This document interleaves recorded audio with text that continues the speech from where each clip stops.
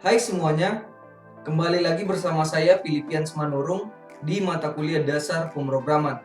Pada minggu ke-7 kali ini, kita akan mempelajari tentang array pada bahasa pemrograman C. Apa yang dimaksud dengan array? Array merupakan suatu struktur data pada bahasa pemrograman C yang dapat menampung elemen atau keanggotaan dengan tipe datanya sama. Nah, pada video kali ini kita akan membahas tentang array satu dimensi dan juga array dua dimensi. Nah, untuk mengetahui lebih lanjut, silahkan diperhatikan video berikut ini. Nah, kita langsung masuk ke topik intinya. Sebelumnya saya sudah menjelaskan bahwasanya array itu merupakan salah satu jenis struktur data pada bahasa pemrograman C yang dapat menyimpan elemen ataupun anggota. Nah, biasanya representasi dari array ini adalah suatu variabel yang memiliki elemen tertentu. Dan setiap elemen pada variabel tersebut haruslah yang bertipe data sama. Jadi kalau misalkan ada variabel, nah elemennya harus sesama integer ataupun juga sesama float dan tidak bisa digabung kedua tipe data yang berbeda. Nah, bagaimana kita mendeklarasikan satu dimensi variabel? Penulisan deklarasi array satu dimensi adalah seperti ini. Type di sini adalah tipe data apa yang akan kita gunakan. Kemudian nama array-nya yang kita inisialisasikan. Kurung siku, dan di dalam kurung siku ini adalah ukuran dari elemen array-nya, jumlah keanggotaannya. Kemudian sama dengan, dan juga ada kurung siku di sini. Nah, kurung siku ini merupakan berisikan elemen-elemen yang ada pada variabel tersebut, mulai dari elemen ke-0 sampai juga ke elemen terakhirnya. Nah, ukuran array haruslah menggunakan angka integer dan juga harus lebih besar dari 0 karena tadi ukuran array dimulai dari 0. Maka apabila kita ingin menambahkan satu elemen, maka kita harus buat array name kemudian ukurannya 1 dan tidak bisa 0. Nah, contohnya adalah kedua variabel ini yang tipe data integer dan float. Nah, variabel pertama itu bilangan, elemennya berjumlah 5 dan juga variabel jarak elemen ataupun keanggotaannya adalah 10. Nah, kita langsung masuk ke program. Yang pertama, ini merepresentasikan single dimensional array. Nah, silakan Anda ketik kode program ini dan coba kalian perhatikan di sini. Ada variabel bilangan yang memiliki elemen sebanyak 10 keanggotaannya. Kemudian ada dua buah variabel i dan j yang tipe datanya adalah integer. Nah, di sini kita buat looping ataupun iterasi. Nah, kegunaan looping ini apa? Yang pertama, bilangan dia akan merefer ke i, di mana i awalnya adalah 0 sama dengan i dikali 5. Berarti bilangan 0 sama dengan 0 dikali 5. Apabila terjadi looping kedua, bilangan 1 sama dengan 1 dikali 5. Nah, looping yang pertama adalah untuk mengassign nilai-nilai pada elemen array-nya. Mulai dari bilangan ke-0, elemen ke-0 sampai ke elemen ke-9. Kenapa ke-9? Karena di sini ada lebih kecil dari 10. Jadi 0, 1, 2, 3, 4, 5, 6, 7, 8, 9. Namun elemennya berjumlah 10. Nah, kemudian ada iterasi kedua. Di sini akan ditampilkan ke layar elemen dari bilangan %d sama dengan %d. %d yang pertama adalah j dan itu dimulai dari 0. Maka elemen dari bilangan 0, array bilangan ke-0, elemen ke-0 adalah bilangan ke-0. Jadi dia di sini menampilkan elemen dari bilangan ke-0 sampai dengan bilangan dari elemen ke-9 tadinya. Berarti hasilnya adalah 9 dikali 5 nantinya, sama dengan 45. Nah, ada kode program yang kedua. Nah, di kode program ini kita akan melihat bahwasanya bagaimana variabel array akan dipassing melalui suatu fungsi. Nah, kita lihat di sini ada deklarasi fungsi. Nama fungsinya adalah average yang akan dipassing oleh parameternya integer ARR, variabel ARR bentukannya adalah array dan juga variabel size. Nah, kita langsung masuk ke fungsi utamanya, di mana dideklarasikan dan diinisialisasikan variabel bilangan yang memiliki elemen 5. Nah, keanggotaannya adalah 8, 5, 4, 3, 10. Berarti elemen ke-0-nya adalah 8, elemen pertamanya adalah 5, kedua 4, dan seterusnya. Kemudian ada variabel average di sini. Nah, variabel average sama dengan fungsi average yang akan dipasing adalah bilangan dan juga angka 5. Berarti kita masuk ke fungsinya. Average di sini integer ARR, array di sini adalah berarti merujuk ke bilangan, dan juga 5 itu adalah si size. Maka kita operasikan pada fungsi ini for iterasi awalnya adalah mulai dari 0 sampai dengan size. Size-nya adalah 5 tadi, berarti sampai 4. 0 sampai 4 berarti akan terjadi 5 kali perulangan. Nah, Anda perhatikan di sini, sum tambah sama dengan ARR I. Nah, di sini sama dengan sum ditambah ARR I. Nah, ini bentuk penulisannya agak tricky. Ini sama dengan sum sumnya lagi ditambah dengan ARR I. Nah, berarti sumnya tadi mulai dari 0 ya. 0 ditambah array yang ke 0. Dia akan menjumlahkan, berarti 0 ditambah 8, elemen ke 0 menjadi 8. Kemudian dipanggil lagi, sum sama dengan sum ditambah array ke yang pertama, elemen pertama. Maka berarti 8 ditambah yang selanjutnya 5. Sumnya berubah menjadi 13. Kemudian dipanggil lagi, sum sama dengan sum ditambah array yang kedua. Berarti 13 ditambah 4 menjadi 17. Nah, hasil penjumlahan ini adalah hasil penjumlahan keseluruhan elemen array, di mana average sama dengan hasil penjumlahan keseluruhan tadi dibagi size-nya. Jadi dijumlahkan seluruh elemennya per berapa elemen. Berarti ada 5 elemen tadinya.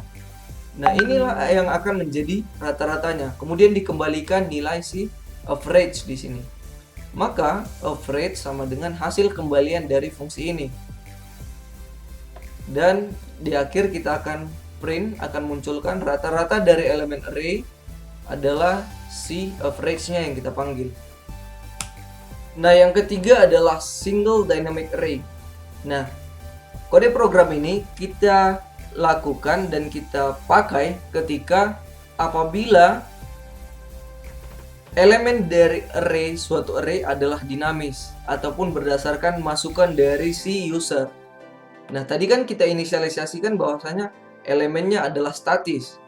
Nah, tapi di sini adalah elemen array-nya adalah dinamis. Nah, coba Anda perhatikan. Ada 3 buah variabel. Yang pertama I, kemudian pointer bilangan. Di sini ada pointer dan juga count. Tipe data ketiga variabel ini adalah integer. Nah, printf masukkan jumlah elemen array. Kita akan minta inputan dari si user dan itu akan menjadi nilai si count. Nah, nilai dari bilangan adalah integer pointer. Malloc di sini adalah memory allocation.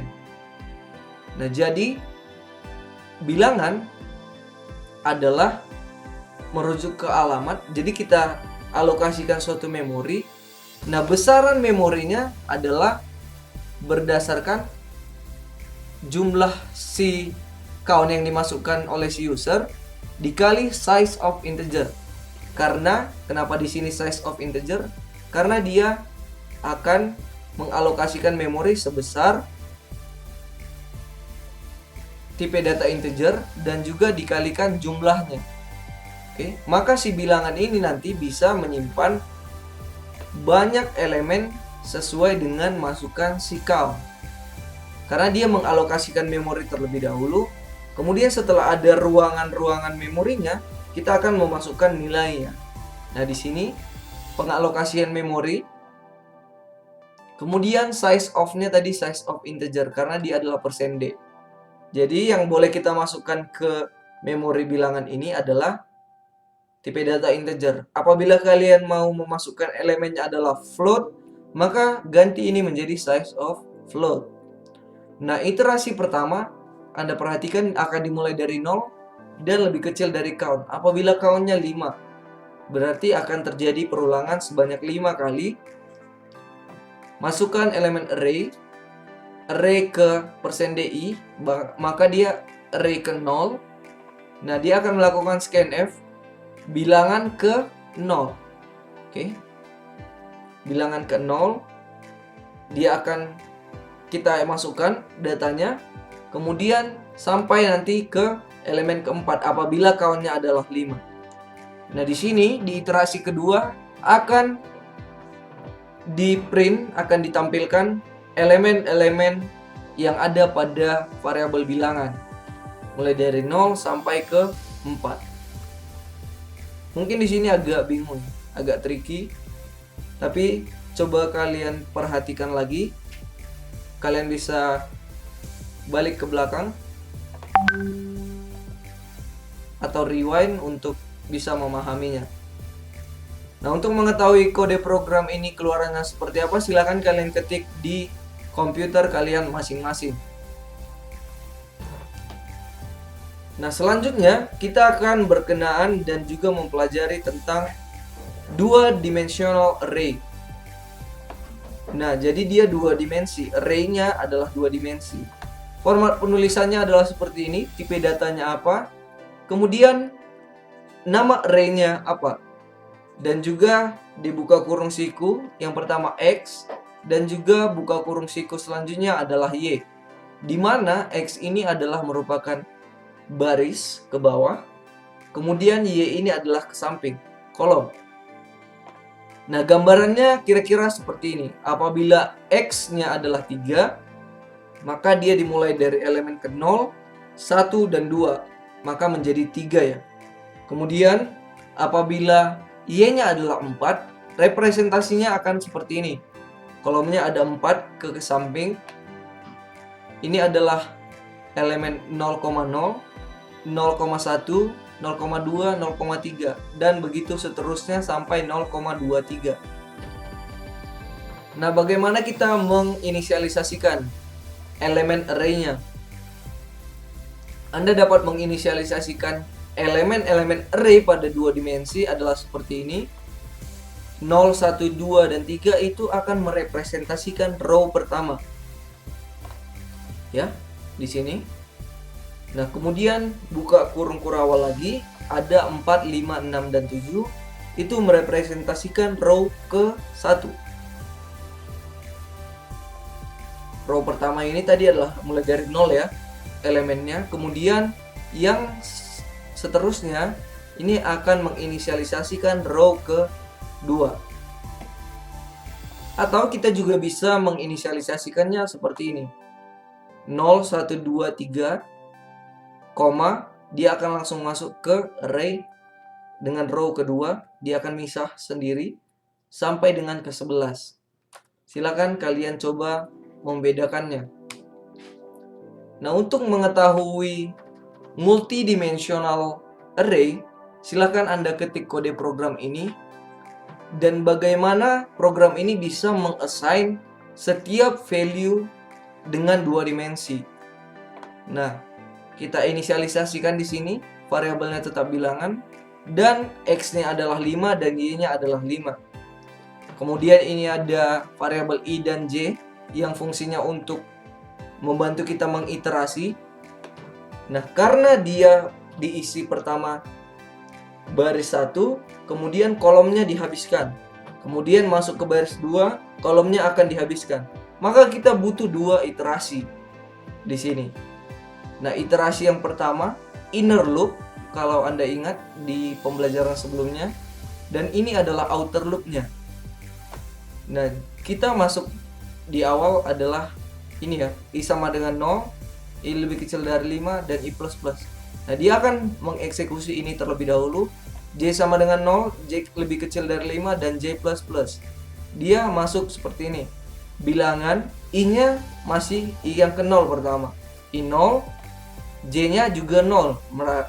Maka bilangan 0, 0 sama dengan I-nya masih 0 ditambah 10.